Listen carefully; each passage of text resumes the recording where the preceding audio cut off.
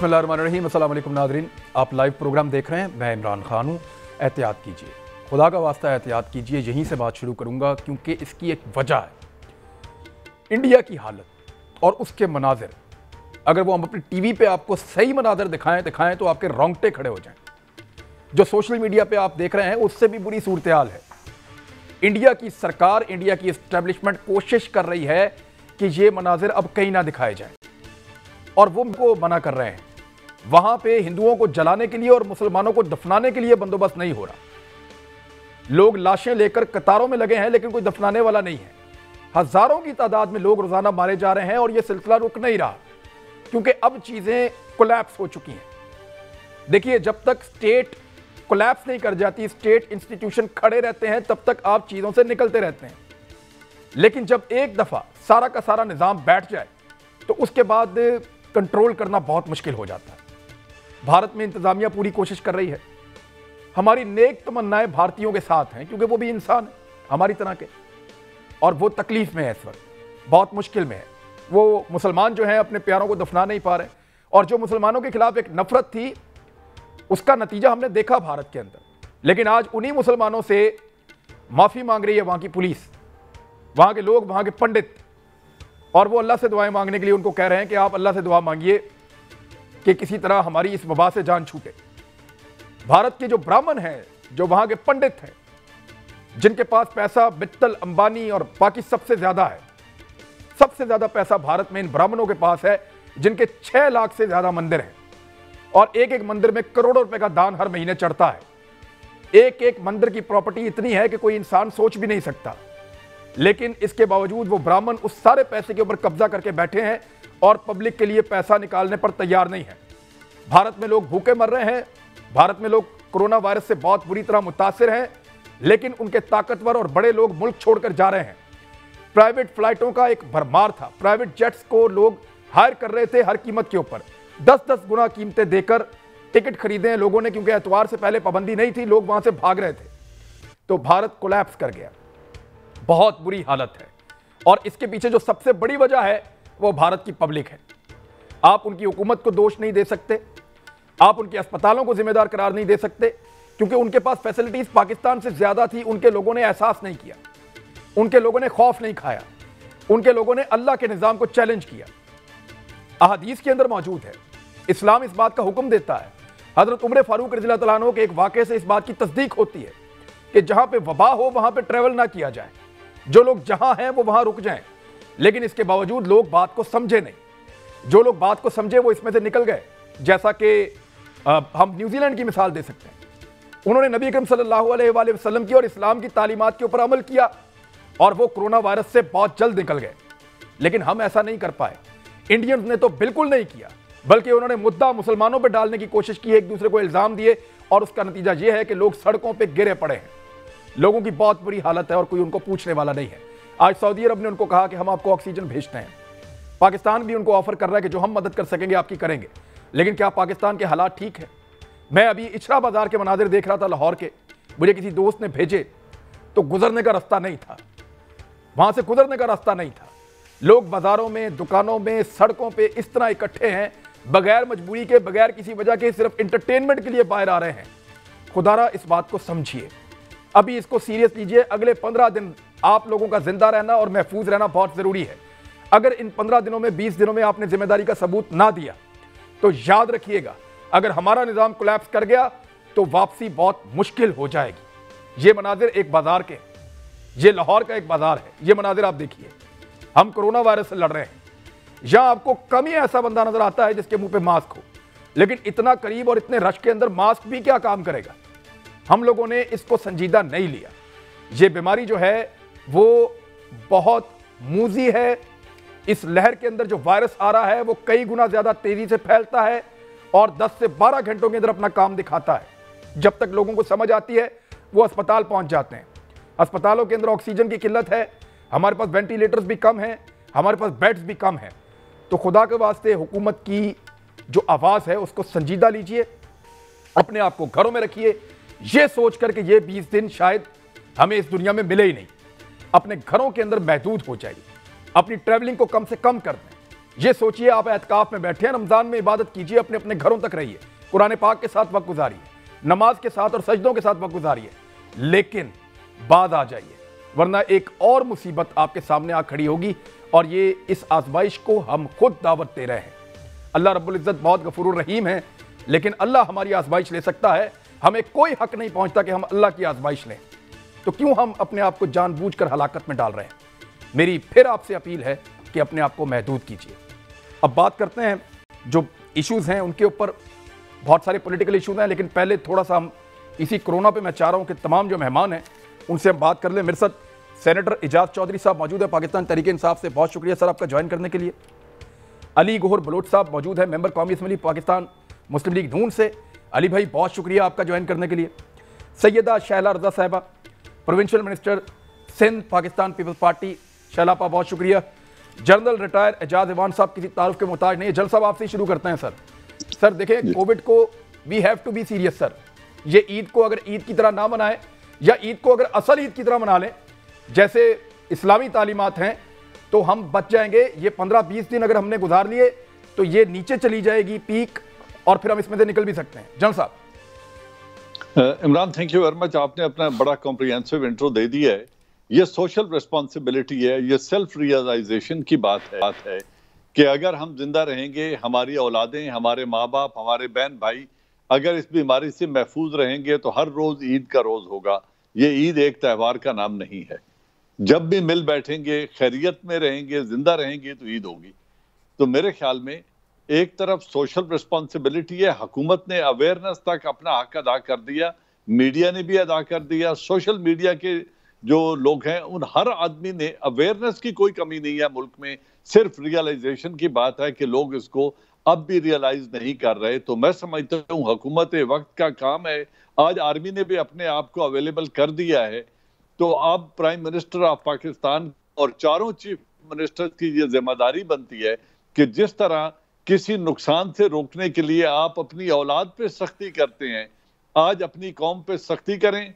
चाहे 15 दिन के लिए मुकम्मल लॉकडाउन करना पड़े ईद तक, ईद की छुट्टियों में कम्यूटिंग, सिटी अर्बन से रूरल और रूरल से अर्बन एरिया का, और जो तफरीही मकामात हैं उनके सफर को बंद कर दें, और 15 दिनों के लिए इतनी सख्त लॉकडाउन करें कि इन 15 दिनों में अगर हमने रिलीफ ले ली तो हॉस्पिटल और हेल्थ फैसिलिटीज भी स्टैंड कर जाएंगी, हम भी इससे अल्लाह के फजल से महफूज रहेंगे। और आपने बड़ी खूबसूरत बात की है कि आखिरी अशरा आ रहा है रमजान शरीफ का, अल्लाह के आगे झुक जाएं, इस्तगफार करें, कुरान और नमाज से रिश्ता जोड़ लें, और इन आखिरी 10 दिनों में इतनी इबादत करें और इतनी गिड़गिड़ा के दुआएं मांगें कि अल्लाह हम पर रहम कर दे और सारी दुनिया पे रहम करे, बिलखुसूस हम पे और आलम इस्लाम पे अपना रहम करे, और हम इससे अल्लाह से मुआफ़ी मांगे। हुकूमत को सख्ती करनी चाहिए, कोई दूसरा तरीका नहीं है। लोग नहीं मान रहे, नहीं रियलाइज कर रहे।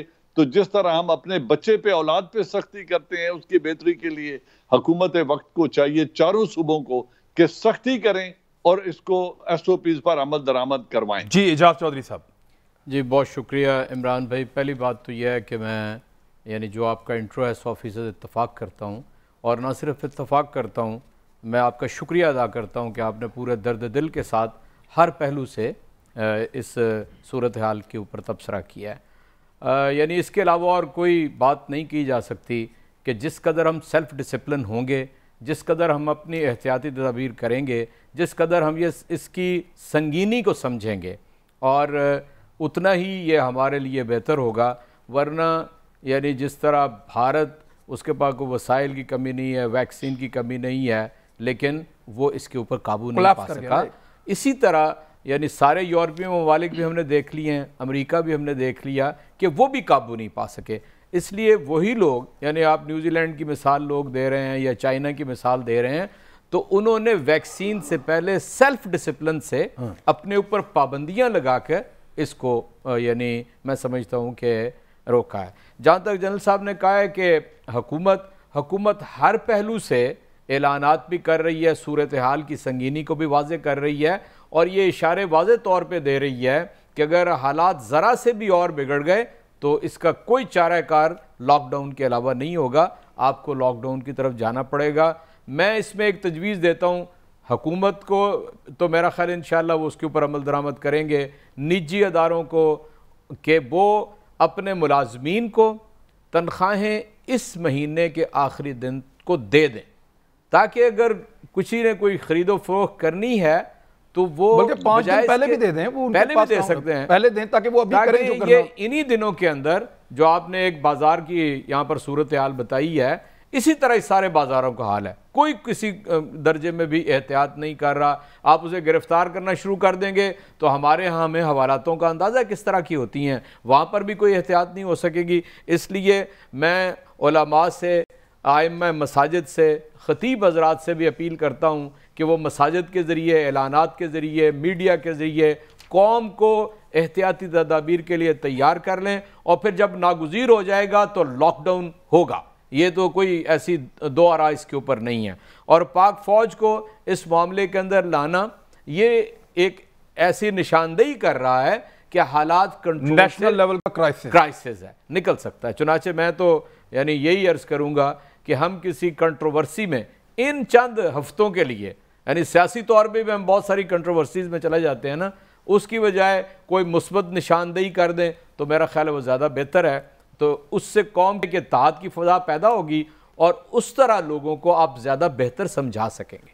जी अली गौहर बलोच साहब, अब ये बहुत सीरियस वक्त है, इसमें कोई अपोजिशन नहीं है, कोई हुकूमत नहीं है, हम सारे आपस में भाई हैं, आपस में सब एक कौम के रहने वाले हैं, तो इसमें अपोजिशन का रोल भी उतना इंपॉर्टेंट है जितना हुकूमत का है।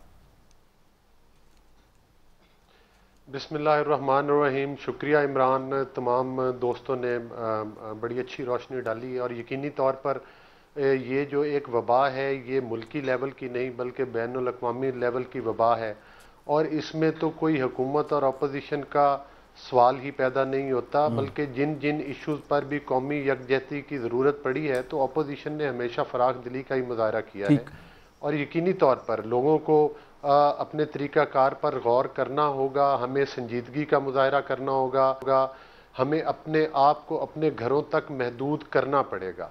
हाँ, एक बात ज़रूर है कि हुकूमत का फ़र्ज़ ज़्यादा होता है, वो कुछ चीज़ों में संजीदगी का मुज़ाहरा करे। आप देख लें कि जो प्राइवेट सेक्टर की वैक्सीनेशन है कि वो उसकी बैनुल अक़वामी जो कीमतें हैं वो इंतहाई कम हैं, लेकिन हमारे मुल्क में वो मतलब है कि उसके रेट्स काफ़ी ज़्यादा हैं। आम आदमी चले, गवर्नमेंट अगर कम अज़ कम खुद अफोर्ड नहीं करती कि हम हर शहरी तक वैक्सीनेशन और ये सूरत हाल तक पहुँच जाएँ, तो कम अज़ कम उसकी कीमतों का तयन करने में जो है वो मदद ज़रूर कर सकती है।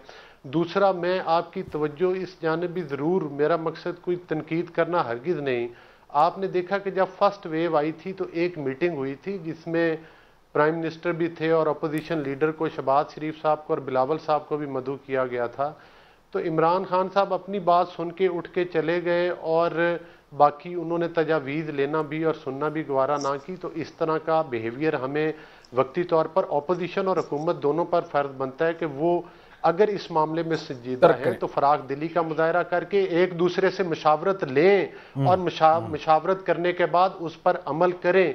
कोई ऐसी बात नहीं, ये पाकिस्तान तमाम शख्सियात ने मिलकर बनाया था, इसको हमने लेके चलना है। हमारे इख्तलाफात हैं, हमारे तफज़ात हैं, लेकिन कुछ इशूज़ ऐसे हैं कि वो जो कौमी इशूज़ हैं उनके ऊपर हमें इकट्ठे होकर चलना चाहिए। हुकूमत का देखते हैं कि वो इसमें क्या इनिशिएटिव लेती है। मेरा ख्याल है अपोजिशन का रवैया इंशाल्लाह संजीदा ही रहेगा इस मामले में। जी शैलापा, सिंध के अंदर क्योंकि आपकी गवर्नमेंट है और आप लोग बड़े इकदाम उठाने की बात भी कर रहे हैं, इस वक्त आपको पता है रमज़ान मुबारक की वजह से कुछ थोड़ा लोगों के मजहबी सेंटिमेंट्स होते हैं, आगे कुछ दीगर भी मजहबी तकरीबात आ रही हैं 20वें रमज़ान मुबारक को भी, और फिर फर्दर भी आपको पता है ये चलती रहती हैं चीज़ें, कुछ जुलूस भी आते हैं। तो कैसे सिंध गवर्नमेंट की अब स्ट्रेटजी क्या है, क्योंकि ये तो सबसे खौफनाक वेव है और इसमें तो हमारे लिए रिस्क लेने का तो कोई इम्कान है नहीं।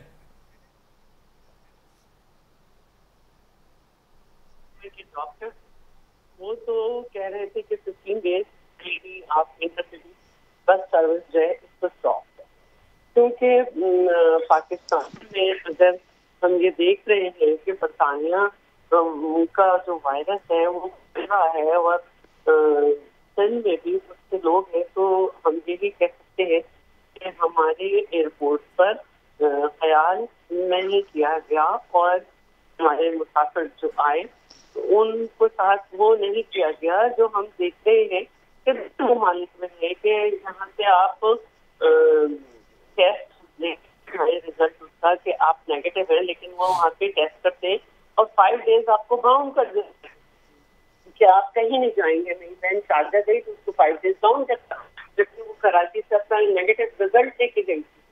तो ये हमारे यहाँ नहीं हुआ और हमने देखा कि हमारे यहाँ मुख्तलिफ किस्म के वायरस पहुंच चुके।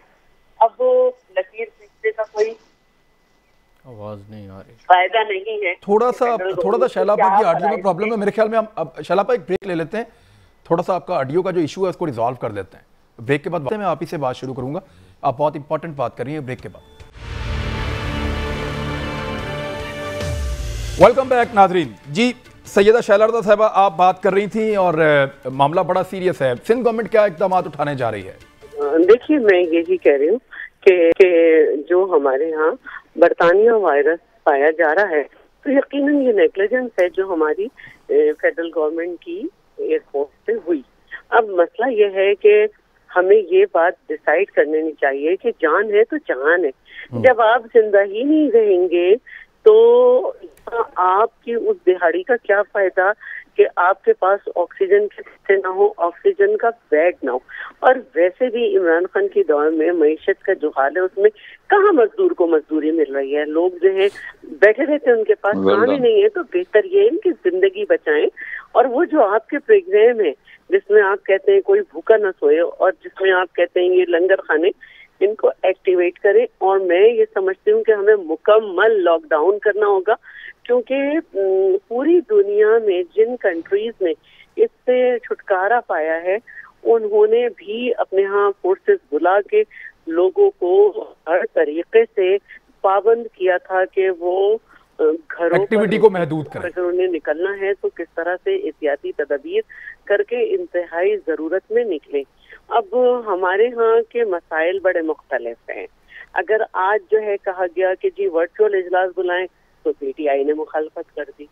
भाई अब दुनिया आगे जा रही है, ठीक है आपके आईटी के मिनिस्टर की ज्यादा मालूमात हैं कि वो हर चीज बता रहे होते हैं, लेकिन हमें ये समझ लेना चाहिए कि पुराना जो पेंडेमिक था जो 100 साल पहले आया उसकी म्यूटेशन का नतीजे ये इन्फ्लुएंजा, एलर्जी और ये सब चीजें अभी तक है सब।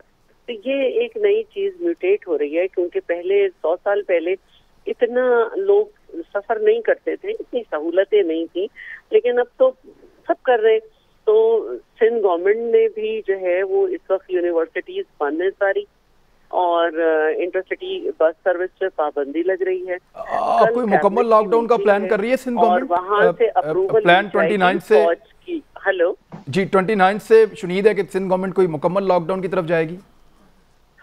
अगर लोगों ने एहतियात नहीं की, जैसे मैं आज सेशन से वापसी में आ रही थी तो रीगल की जो इलेक्ट्रॉनिक की मार्केट है तो मैंने वहाँ पे पूरे रास्ते में ये अंदाजा लगाया कि लोग जो बाइक वगैरह पर हैं उन्होंने तो फिर भी मास्क लिया हुआ है, लेकिन दुकानों के अंदर और जो लोग फिर रहे हैं उनका कोई मास्क नहीं था, कोई सोशल डिस्टेंसिंग नहीं थी। फिर मैंने निकाला हैदराबाद की साइड, तो वहाँ पे थोड़ा बहुत हमने देखा कि जो मॉल्स हैं उसमें, मॉल्स ना कहें या ये बड़ी दुकानें कहते हैं कि खाड़ी है या कुछ है, तो इसमें जो एंट्री थी वो विदाउट मास्क नहीं थी, लेकिन एक आम आदमी एहतियात नहीं कर रहा है।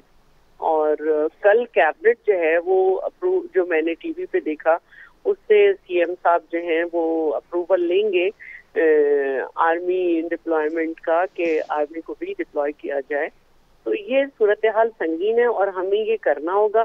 अपने जिस तरह एक माँ जो है अपने बच्चे को जब उसको बचाना चाहती है तो किसी वक्त थप्पड़ भी लगा के डांट कर उसको बताती है कि ये काम नहीं करना, इस तरह हमें ये समझना है कि हमें अपनी आवाम को हर तरीके से बताना है कि ये एक वबा है और आपकी एहतियात में ही आपकी जिंदगी है। ठीक है, अभी इसमें जनरल साहब देखें, ये सारे तो एक पेज के ऊपर हैं कि लोग याद करनी है, लेकिन हमारे यहाँ पे लोगों की मजबूरियाँ भी हैं और लोगों की कुछ ऐसी समाजी मजबूरियाँ भी हैं वो अपने आप को डिस्टेंस कर ही नहीं सकते। यानी मैंने अभी बाहर आप चले जाएं, सड़कों पे आप देखें तो ज़्यादा लोग आपको वो मिलेंगे जो बगैर किसी काम के निकले, अपने आप को इंटरटेन कर रहे हैं या ऐसी शॉपिंग के लिए निकले हैं जो गैर ज़रूरी है। और जो मजबूर आदमी है, मजदूर आदमी है, वो तो बेचारा सुबह 7 बजे निकलता है, 5 बजे वो थक के इतना टूट जाता है कि मगरिब के बाद उसको नींद आ रही होती है। वो तो बेचारा जिसके लिए हम सारे कहते हैं कि कुर्बानी देनी है, जिसके लिए हम सारे कहते हैं कि मुल्क को बंद नहीं करना, वो आदमी तो शाम ढले अपने घर चला जाता है। ये तो हम जैसे लोग हैं जो बाहर इंटरटेन करते हुए कोरोना फैला रहे हैं जनरल साहब।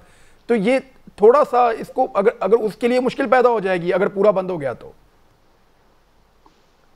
इमरान, कोई मुश्किल पैदा नहीं होती। क्राइसिस दुनिया में आते हैं, खुदा न खास्ता ये एक ऐसी सिचुएशन है जो पूरी दुनिया में, और एक तरफ जिंदगी है, एक तरफ इंटरटेनमेंट है। मेरे मुआशरे में, मेरा ताल्लुक एक गांव से है, उसकी आबादी तकरीबन 22,000 है, और मैं दावे से कह सकता हूं कि कोई शख्स भूखा नहीं सोता। और अपनी बिरादरी, अपने बहन भाई किसी को भूखा नहीं सोने देते। और रमजान के महीने में हम लोग इतने सदकात, खैरात और ज़कात देते हैं कि लोग अपनी इन सदकात को डायरेक्ट कर सकते हैं उन गुरबा की तरफ जो 10 या 15 दिन बेरोजगार होंगे। ठीक।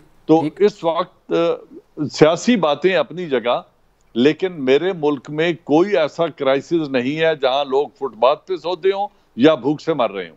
यहाँ भिखारी भी 1000 से 1200 की दिहाड़ी लगा के शाम को घर जाता है। तो अगर 15 दिन के लिए हुकूमत दलेरी के साथ एक लॉकडाउन कर दे, कोई क़यामत नहीं आएगी। हाँ, जान सलामत तो हाथ सलामत, फिर रोटी कमा लेंगे, रिस्क भी कमा लेंगे। यही रोजगार जो 15 दिन कंस्ट्रक्शन का काम रुकेगा, 15 दिन के बाद डबल स्पीड से शुरू हो जाएगा और हम इस क्राइसिस की जो खंदक है इसको पार कर जाएंगे। सख्ती का वक्त है, लॉकडाउन कर देना चाहिए। इसमें अगर इस सोच में रहे कि तनख्वाहें दे दें और 7 दिनों के लिए खोल दें और 7 दिन की शॉपिंग के बाद बंद कर दें, इन्हीं 7 दिनों में जो क़यामत गुजर जाएगी फिर उसको हम लपेटते रहेंगे। इंक्यूबेशन पीरियड, उसके बाद कोरोना, फिर उसका ट्रीटमेंट, ये सिलसिला आगे चलता रहेगा। आज वक्त है इसको रोक दें। देखें, इस बात को तो मानना पड़ेगा कि लोगों पे नहीं छोड़ा जा सकता। रिस्पॉन्सिबिलिटी या उनकी फील ऑफ रिस्पॉन्सिबिलिटी वो नहीं है पाकिस्तान में, अनफॉर्चुनेटली। ना हम इतने डिसिप्लिन्ड लोग हैं कि हम फॉलो कर सके। मैं अपने रिश्तेदारों की अगर बात करूं, अपने जानने वालों की बात करूं, तो वो अभी भी चाहते हैं कि गैदरिंग्स हो, इकट्ठे हो जाएं, सब समझा के थक गए हैं। तो गवर्नमेंट को सख्ती यहाँ पे ऐसे मुल्कों में करनी पड़ती है जहाँ लोग फॉलो नहीं कर रहे होते या खुद से नहीं समझ रहे होते। मैं आपके पास 1 मिनट आता हूँ, लेकिन पहले अपोजिशन से जनरल साहब ने भी एक बात की, अलीगौर बलोच साहब आप सुन रहे थे, उन्होंने कहा हुकूमत दलेरी के साथ ये काम करे। उसके लिए हुकूमत दलेरी इसलिए नहीं दिखा पाती कि अपोजिशन को यहाँ सियासत करने का मौका मिलता है। किधर आपकी टाइगर फोर्स, किधर आपकी गवर्नेंस, लोग भूखे मर गए, लोगों के पास खाना नहीं। सर देखिए, ये एक गरीब मुल्क है, ये हम सबको मानना पड़ेगा, और ये सब लोगों को खाना नहीं दे सकता, ये भी आपको मानना पड़ेगा। सब लोगों को तो अमेरिका भी खाना नहीं दे सकता। तो लोगों को खुद ही एक दूसरे की मदद करनी पड़ेगी। सोशल लोगों को गाइड किया जाए, अपोजिशन भी कहे, हुकूमत भी कहे कि मिलकर एक दूसरे का हाथ बटाएं और गरीब की मदद करें ताकि ये लॉकडाउन का टाइम निकल जाए। हुकूमत दलेर तभी होगी जब अपोजिशन उस मामले के ऊपर सियासत ना करे और कहे जी नेशनल क्राइसिस है, हम साथ खड़े हैं। देखें इमरान, इसमें थोड़ी सी वजाहत की ज़रूरत है कि जब भी अपोजिशन से मशावरत का सिलसिला शुरू होता है तो उसको तनकीद के ज़ुमरे में क्यों लिया जाता है। जब मैंने आपको एक स्टार्ट में एक मिसाल दी कि जिस वक्त पेंडेमिक स्टार्ट हुआ, अगर हमने अगर प्राइम मिनिस्टर ने उस वक्त एक मीटिंग बुलाई तो उसमें अपोजिशन लीडर क्या नहीं गए। हमारे बहुत शदीद इख्तलाफात है, ये वही प्राइम मिनिस्टर हैं जब असम्बली हॉल में एंटर होते हैं तो अपोजिशन लीडर से हाथ मिलाना पसंद नहीं करते और अपोजिशन के साथ बात करना भी गवारा नहीं करते। ये वही प्राइम मिनिस्टर है। मुझे ये बताएं कि कब इन्होंने असम्बली का इजलास बुला के उसमें ये खिताब किया और ये बातें की हों कि आए हमारे साथ चले, हमें इस पर मशावरत चाहिए। इवन कोरोना के पेंडेमिक के ऊपर इनको बाकायदा इजलास बुला के उधर मशावरत का सिलसिला करना चाहिए था। और आज अभी तक हम ये पर तोल रहे हैं कि हमें करना क्या चाहिए, हम अमली तौर पर इकदामात नहीं उठाए। अगर हमने टाइगर फोर्स की बात की तो आप ये बताएं कि आपकी हुकूमत ने बलदियाती इदारों का गला क्यों दबाया। एक ग्रास रूट लेवल पर ऑलरेडी आपके पास टीम मौजूद थी। आपके उस फैसले के जरिए आप जो सही अवाम के हकीकी नुमाइंदे, आपको पता है जो काउंसलर होता है वो गली मोहल्ले के, उसको हर घर का पता होता है कि किस घर में राशन नहीं है, किस घर में बीमार आदमी नहीं है, किस आदमी को क्या मदद चाहिए। आपने सिर्फ इस वजह से उन बलदियाती इदारों को तोड़ दिया कि इसमें पंजाब में नून लीग के थे, बाकी तमाम सूबों के बलदियाती इदारों ने अपना टाइम पूरा किया, आपने अपने इदारों को खत्म कर दिया। आप एक बात कर रहे थे कि ये समाजी तौर पर भी हमारा फर्ज बनता है कि हम लोगों तक पहुंचाएं। जब आप अपने असल नुमाइंदों को और टाइगर फोर्स के ऊपर जो जो किस्से मीडिया पर आए आपने खुद अपनी आंखों से देख लिया। जाहिर है जब आप गैर नुमाइंदे और सिलेक्टेड लोगों की ड्यूटी लगाएंगे इन ड्यूटीज के ऊपर, तो अवाम के नुमाइंदे नहीं होंगे, तो फिर आपको पता चलेगा कि इधर से फलां ने इतने पैसे चुरा लिए, फलां ने इतना अपनी जेब में डाल लिया। मैं आपको यकीन करें कि रमजान शरीफ का महीना, मैं आपको गवर्नमेंट की एक छोटी सी मैं मिसाल देता हूं कि कुछ दिन पहले मैं अपने इलाके में गया तो एक आदमी था, उसने बाहर जाना था, आउट ऑफ कंट्री सफर करना था। तो मैंने उससे पूछा कि भाई आपने कब जा रहे हो? उसने कहा मैं फलां डेट को। मैंने कहा आपने अपना कोरोना टेस्ट करवा लिया? एयरलाइंस वाले तो डिमांड करते हैं। उसने जी करवा लिया। मैंने कहा कहां से करवाया? उसने कहा जी कोई बात नहीं, मैंने तो फलां बंदे को इतने पैसे दिए तो मेरे घर पे मेरा नेगेटिव रिजल्ट आ गया। तो ये तो गवर्नमेंट के चेक एंड बैलेंस, मैं कोई तनकीद नहीं कर रहा, लेकिन मैं आपको ग्राउंड रियलिटी बता रहा हूं। तो इन चीजों पर फोकस किसने करना है? तो फिर बर्तानिया आपको रेड लिस्ट में ना डाले तो क्या करें सर? बोल रहा बर्तानिया आपको रेड लिस्ट में ना डाले तो क्या करें फिर? आपको मुझे उस बंदे ने मुझे बताएं कि गवर्नमेंट का चेक एंड बैलेंस सर क्या है। नहीं, यकीनी तौर पर जो डेवलप कंट्रीज हैं उन्होंने ये जरूर किया है कि उन्होंने लोगों की जो है वो टैक्स की जो उनकी रिटर्न्स हैं वो देखकर उनके अकाउंट्स में पैसे भेजे हैं। चले आप ज्यादा नहीं हैं, आपने तो गरीब तबके को भी कैटर करने के लिए तैयार नहीं। जो जखीरा अंदोज हैं आप उन तक नहीं पहुंच पाते और आप कीमतें आसमान पर पहुंच गई हैं। आप लोगों को फैसिलिटेट करने के लिए जनरल स्टोर के ऊपर जाकर अपनी फोर्स बिठाकर क्यों नहीं कंट्रोल रेट्स के ऊपर, रमजान शरीफ का महीना है, जो मुनाफाखोर है उन पर क्यों हाथ नहीं डालते? मतलब है कि यही हेल्प है ना जो हम इस वक्त, अगर हम लोगों को फ्री में नहीं दे सकते तो कम से कम ये तो हुकूमत की जिम्मेदारी है कि उनको कंट्रोल रेट पर प्रोवाइड करें। अभी तो वो मुझे एक नौजवान मुझे आज बता रहे थे कि आटा नहीं मिल रहा, और यहाँ पे जहां मेरा ये ऑफिस है इसके आसपास के सारे स्टोर्स हैं, वहां हम चेक कर रहे थे, आटा नहीं मिल रहा। तो एजाज चौधरी साहब, चीज को गवर्नमेंट इंश्योर करना चाहती है कि उसकी ये कीमत रहे, वो चीज़ ही गायब हो जाती है। अच्छा, अभी उस्मान बुज़दार साहब की आज इमरान खान साहब ने तारीफ की है। सर आप मोटरसाइकिल भी चला लेते हैं, ज़रा खान साहब को पीछे बिठा के ज़रा चक्कर तो लगवाएं ज़रा पंजाब के मुख्तलिफ इलाकों का, और उनको दिखाएं कि ये है कारकर्दगी उस्मान बुज़दार साहब की, जिसके ऊपर आप बगैर फेरे टुड़े, आप पता नहीं कहाँ से उनको अंदाजे मिलते हैं। थोड़े दिन पहले कुछ वजीर गए हैं पंजाब के, इमरान खान साहब को बता के आए हैं कि सर बिल्कुल नालायक और नकम्मा आपने बंदा लगा दिया है। अभी थोड़े दिन पहले बता के आए हैं। खान साहब को सर क्या नज़र आता है सर?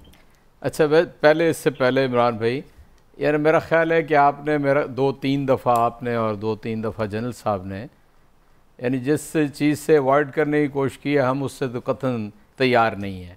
ये इतनी पॉलिटिक्स तो होगी। 13वां-14वां महीना आ गया है पाकिस्तान में, लॉकडाउन भी हुकूमत ने लगाए, हुकूमत ने 2.25 अरब रुपया उन लोगों में कि जो मुस्तहिक थे, यानी वो टैक्स की छूट भी दी, बिल की छूट भी दी, 12,000 रुपए करके लोगों को दिया।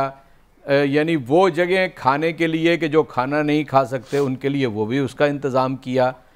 इस पहलू से तो मैं नहीं समझता कि किसी को कोई एतराज़ होना चाहिए। दूसरा, NCOC जिसमें सब चीफ मिनिस्टर बैठते हैं, सब मिनिस्टर बैठते हैं, उसके अंदर भी पूरा मशावरत शामिल है। तो ये 2 एतराज़ात तो मैं नहीं समझता कि किसी तरह वैलिड हैं कि हमने जब ज़रूरत थी तो लॉकडाउन नहीं किया था, जब ज़रूरत है तो मशवरा, हर रोज़, हर दूसरे दिन, हर हफ्ते मशवरा होता है। मशवरे की तो असल रूह ये है ना कि आप जहाँ पर एक मिसाल के तौर पे आप फैसला करते हैं कि सूबे अपनी वैक्सीन ख़ुद ख़रीदेंगे। आज 2 महीने के बाद CM सिंध ने क्या बताया?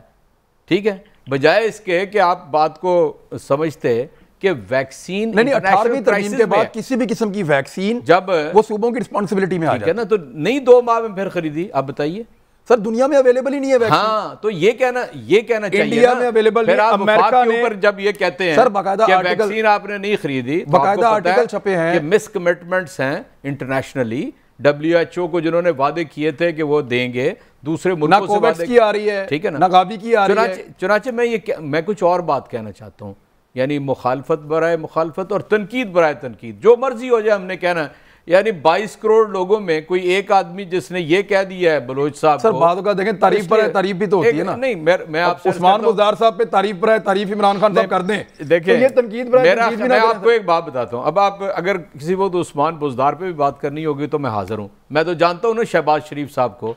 एक सवाल लेने सर, छोटा सवाल जी, सवाल ये है कि सर शहबाज शरीफ की करप्शन, मैं करप्शन की बात नहीं करता, मैं फहम की बात करता हूं। 3000 अरब या बैड गवर्नेंस, इमरान भाई 3000 अरब रुपया उन्होंने अपने पूरे जब तक वो वजीर आला रहे इस्तेमाल किया, ठीक है। 263 अरब रुपए की एक ट्रेन चलाई है इस शहर के आप रहने वाले हैं, मेरे ख्याल में जाती है। तो जी ये तो फहम है सर, और ये तरजीहात है, और ये उस्मान बुज़दार साहब की अच्छाई नहीं हो सकती। मैं कहता हूं उस्मान बुज़दार साहब इन 2.5 सालों में उससे कई बेहतर परफॉर्म कर चुके हैं।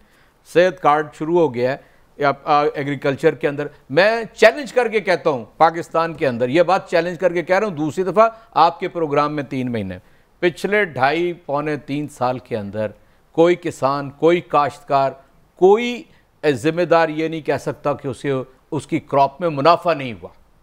आपको पता है डीएपी की कीमत क्या है? तो ये कीमत जितनी भी है, इनपुट्स है ना, यूरिया, लेकिन आउटपुट और उसके नतीजे में आप कहें कि उसको नुकसान हुआ हो, ये तो आप कह सकते हैं कि फलां फसल कम हुई, मुनाफा कम है, चले नुकसान नहीं हो रहा। मुनाफा हुआ और यहाँ नुकसान भी होता है। मैं आपको फिगर्स भी बता सकता हूं। तो ये अल्लाह ताला का शुक्र अदा करना चाहिए। 2018 की फसल के अंदर 2018 की फसल में आलू के किसानों का बहुत नुकसान हुआ था। मैं आपसे अर्ज करता हूं कि 2018 में जब आलू की फसल थी तो हम नहीं थे, ठीक है, ठीक है। जब हम आए तो जितनी फसलें आई हैं एक एक करके गिन के आपको बता सकता हूं। ठीक कह रहे हो। 70% आपकी पॉपुलेशन जो है वो दही पॉपुलेशन है, और वो एक इन मुश्किल हालात में भी बेहतर जिंदगी गुजार रहे हैं। इसलिए जब तबसरा करने वाले तबसरा करना शुरू करें तो पूरे हालात को अपने पेश नज़र रखा करें। 22 करोड़ में एक मिसाल को लेकर आप सारे ऊपर नहीं उसको फैला दें। ये अलग बात है कि आपको मुतमईन करना कि उस्मान बुज़दार साहब की ये कारकर्दगी है, मुमकिन नहीं। कंपैरिजन नहीं बनता शहबाज शरीफ, लेकिन ये बनता मैं आपको बता दिया है, लेकिन आप आज तक नहीं बता सकते कि वो 3000 अरब रुपया कहाँ गया। आप बताइए, यही तो सवाल करने वाला है। आप 1990 में आपके असासियां चंद लाख रुपए, 20 लाख रुपए, ठीक है, और 2018 में 7 अरब रुपए। यही सवाल तो उठाए थे, सारी यही सवाल उठाए थे डीबी के एक जज साहब जनाब जस्टिस असजद जावेद घुराल साहब ने जी, यही सवाल उठाए थे जिसपे ये जमानत शहबाज शरीफ साहब की नहीं हो पाई। जमानत बिल्कुल अलग किस्सा है, लेकिन असजद साहब ने जो तारीख पूरी लिखी है 22 पैराग्राफ, वो तो जब उसकी शुरू होगी दोबारा यानी प्रोसीडिंग शुरू होंगी तो सारी चीजें सामने आ जाएंगी। अच्छा, वो भी एक वर्ल्ड रिकॉर्ड है जो लाहौर की अदालत में लगा कि पीएम ने जाके केस का फैसला सुना दिया और दोनों जज साहिबान किसी नतीजे पे नहीं पहुंचे थे। यानी एक ऐसा फैसला अदालत के नायब कासद ने सुना दिया। अव्वल तो नायब कासद सुनाते ही नहीं है कभी भी, लेकिन अदालत के नायब कासद ने एक ऐसा फैसला सुना दिया जो हुआ ही नहीं। ये भी दुनिया की तारीख में पाकिस्तान का एक नाम रोशन किया गया, और इसको भी जो है शहबाज शरीफ साहब के साथ जोड़ दिया। यानी शरीफ फैमिली के लिए अजीबोगरीब किस्म की रियायतें मिल जाती हैं। नवाज शरीफ साहब भी एक अजीबोगरीब जमानत में मुल्क से बाहर इलाज करवा रहे हैं, और उनकी साहबजादी कहती हैं आप नहीं आएंगे, वो तुम्हारे काबू। ब्रेक लें, वापस आके बात करते हैं। वेलकम बैक नाजरीन। अच्छा, मैं एजाज चौधरी साहब, मुझे एक चीज़ तो आप इस पर आप बात कर ही रहे थे उस्मान बुज़दार वाले मामले पे, लेकिन जहांगीर तरीन साहब की कल इमरान खान साहब से मुलाकात होने जा रही है। इसको अब हम क्या समझें? आज शाह महमूद कुरैशी साहब भी कह रहे थे कि ये किसी की दी हुई हुकूमत नहीं है, कोई हुमा आपके सर पे ला के नहीं बिठा दिया। 22 साल की आपकी जिद्दोजहद है, तो ये 4 बंदे इधर तो 8 बंदे इधर, तो इससे कोई फ़र्क नहीं पड़ता। खान साहब उस पर तालियां भी बजा रहे थे, खुश भी हो रहे थे। तो एक्चुअली है क्या खान साहब के दिल में? यानी अब FIA खान साहब के अंडर है, कैबिनेट के वो इंचार्ज हैं। अब FIA तहकीकात कर रही है और जो मुल्ज़िमान है उनसे खान साहब की मुलाकात होने जाएगी। क्या चल रहा है सर? देखिए, मैं आपको एक बात बताऊँ, दिलों के हाल तो अल्लाह जानता है कि खान साहब के दिल में क्या है, लेकिन मैं आपको एक बात पूरे यकीन से कह सकता हूँ कि जो निज़ाम, जो अदालत, जो प्रोसिक्यूशन, जो तहकीकात के अदारे काम कर रहे हैं, सरे मुँह उसके अंदर कोई तब्दीली वाक़या नहीं होगी। मुलाकातें होंगी इसलिए कि अगर ABC उनके ख़िलाफ़ मुकदमात चल रहे हैं, वो जेलों में भी गए हैं। हमारे अपने 2 सूबाई वज़रा और 2 वफाकी वज़रा, वो भी इस सारे प्रोसेस से गुजरे हैं, सब इस प्रोसेस से गुजरेंगे। मुलाकात इसलिए कि वो हमारे साथी हैं, यानी जहांगीर तरीन हमारे पार्टी के रहनुमा हैं, इसलिए मुलाकात होने में कोई हर्ज की बात देखें वो इमरान खान से नहीं मिल रहे जी, वो प्राइम मिनिस्टर ऑफ पाकिस्तान से मिल रहे हैं। वो प्राइम मिनिस्टर ऑफ पाकिस्तान कौन है? इमरान खान। और इमरान खान को जितना मैं जानता हूँ सरे मुंह उनकी राय में कोई फ़र्क वाक़या नहीं होगा। जो स्टेटेड उनकी पोजीशन है वो ये है, एहतसाब सबके लिए एक जैसा, अक्रॉस द बोर्ड, कोई उससे मुबर्रा नहीं है।